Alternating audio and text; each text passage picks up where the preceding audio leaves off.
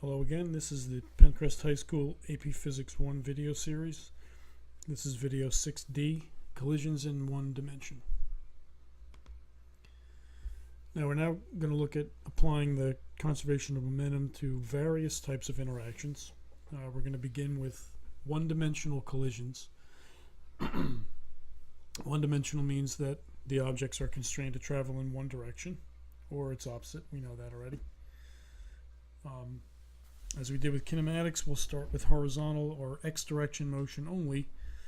So we're going to stick to right and left as the only options for direction, and we know how to differentiate them. Right is positive, left is negative. Occasionally you'll see one-dimensional collisions referred to as head-on collisions. Now we know that the conservation of momentum says that P equals P prime, or momentum before equals momentum after. There are effectively three types of collisions that we're going to be dealing with here. We'll have elastic collisions, inelastic collisions, and completely inelastic collisions. We're going to treat each one individually, but the relationships that we establish will all proceed from conservation of momentum, P equals P prime. Again, when we're dealing with collisions, the P indicates system momentum before the collision. P prime indicates system momentum after the collision. Okay, we'll begin with elastic collisions. These are what we might call ideal or perfect collisions.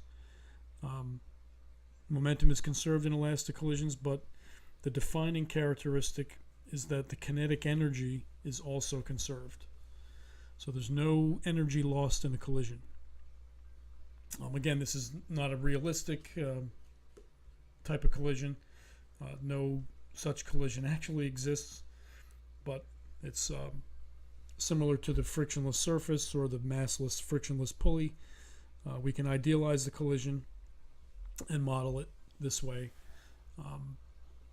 when the objects bounce off each other. Now, when we have elastic collisions, we have two governing relationships, P equals P prime, conservation of momentum, and K equals K prime. This is the conservation of kinetic energy. K, of course, would indicate the system kinetic energy before the collision. K prime is the system kinetic energy after. So when we rewrite the relationships, we've seen this one before. M1v1 plus M2v2 equals M1v1 prime plus M2v2 prime, conservation of momentum. And then down here we have conservation of kinetic energy. This is the object 1 kinetic energy before, object 2 kinetic energy before, object 1 kinetic energy after, object 2 kinetic energy after. When we add them up, system kinetic energy is conserved. Now there's some insane algebra involved. We're not going to go through the derivation, but the two relationships can be solved for V1 and V1 prime and V2 prime, as you see here. Now, these are pretty complicated relationships. I don't expect you to remember them. In the event that you need them, you'll get them. I want you to note a couple things. First of all, the vector symbols above the velocity terms. This means that we got to be very careful in the event that we have a velocity to the left. We do need to include it as a negative when we make our calculations. Also, V1 prime and V2 prime, if they come out to be negative, doesn't mean they're necessarily wrong. It means that the object is moving to the left after the collision. Certainly a possibility. These formulas allow us to find the velocities of the objects after the collision, knowing only their relative masses and their velocities before. So again, you'll notice that these don't have blue boxes around them. If you need them, you'll get them. When you take the quiz of the exam, they'll be up on the board. Also note that these formulas only apply to one-dimensional elastic collisions. You can't use them for any other situation because they will not apply.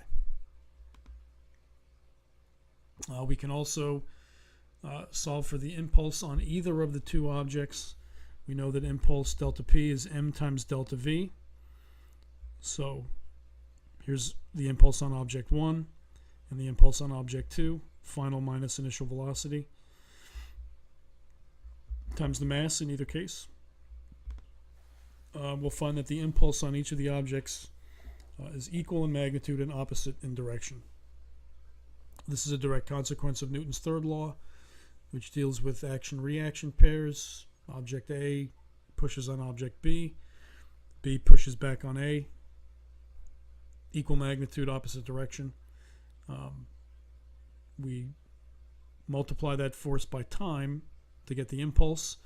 Since the forces are equal and opposite, the impulses will also be equal and opposite. Now, we're going to move on to inelastic collisions. Superficially, inelastic collisions look and behave like elastic collisions, but they're more realistic. The objects bounce off each other, but the momentum is still conserved, but the kinetic energy is not.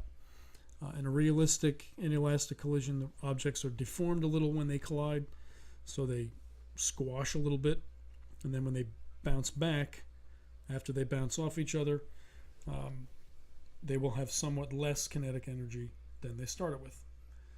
I say they because I mean, of course, the system kinetic energy. So we still have conservation of momentum. So we've seen this formula before. In the event that the collision is inelastic, you would, knowing the initial conditions, V1 and V2, and the two masses, you would effectively need one of the velocities after the collision to actually solve this equation. There's no simple set of formulas like the ones we had for elastic collisions.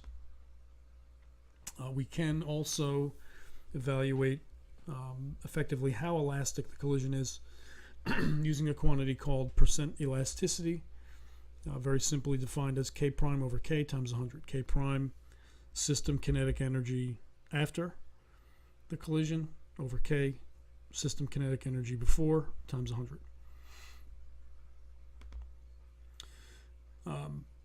This quantity K prime over K should be less than 1. So you can't make energy come out of nowhere. During the collision, energy is lost, so K prime will be less than K. The impulse formulas work the same way. Again, we have each mass times its delta V, V1 prime minus V1 times M1, and V2 prime minus V2 times M2 for delta P2. Again, we'll see here that the impulses are equal and opposite. Now last, we have completely inelastic collisions. Completely inelastic collision, the objects stick together after the collision, so they form a single object of mass m1 plus m2. When we apply the conservation of momentum, again, here's our generic momentum formula. This becomes, the initial conditions don't change, the objects are separate. Each one has its own momentum. After the collision, when they combine, we have a single mass m1 plus m2, and then a single v prime. You'll note that the v prime doesn't need to be differentiated. In other words, we don't have a v1 prime and a v2 prime because the objects are stuck together, so they have a single velocity v prime. What we'll find in completely inelastic collisions is that we lose a lot of kinetic energy. It requires a considerable amount of energy to make the objects stick together. So kinetic energy after an inelastic or completely inelastic collision will be significantly less than the system started with. Again, if the collision is completely inelastic, we'll see that the impulses, again, will be equal in magnitude and opposite in direction. Okay, so to summarize our one-dimensional collisions, We have elastic collisions in which momentum and kinetic energy are both conserved. We have inelastic collisions in which momentum is conserved, kinetic energy is not, kinetic energy is lost. And we have completely inelastic collisions. Again, momentum is conserved and kinetic energy is not. Kinetic energy is lost in both types of inelastic collisions. All right. That will do it for one-dimensional collisions. Next up, we'll go to 2D. Until then, enjoy, and I'll see you again soon.